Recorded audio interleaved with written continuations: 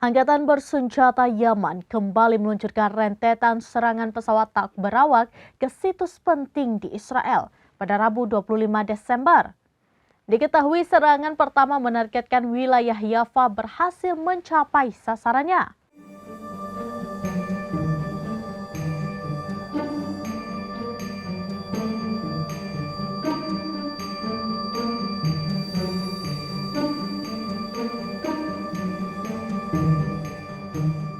Sementara serangan kedua menyasar zona industri di Askalan dengan serangan yang dilaporkan tepat sasaran. Houthi menyatakan aksi tersebut sebagai dukungan bagi rakyat Palestina di tengah genosida di Gaza. Juru bicara Houthi, Yahya Sari menyebut serangan ini sebagai bagian dari jihad melawan agresi Israel. Dilaporkan Houthi juga meluncurkan rudal hipersonik Palestine II ke situs militer di Yafa sebagai respon atas serangan di Gaza. Sari pun menegaskan serangan tidak akan berhenti sampai agresi Israel di Gaza dihentikan.